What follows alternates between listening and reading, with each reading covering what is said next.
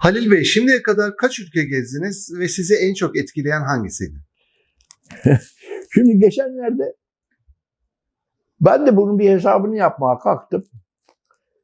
Kaç tane evde oturmuşum, yerleşip oturmuşum. Yani yatağımla, bilmem nemle, kütüphanemle bilmem ne saydım. 25 tane evde oturmuşum.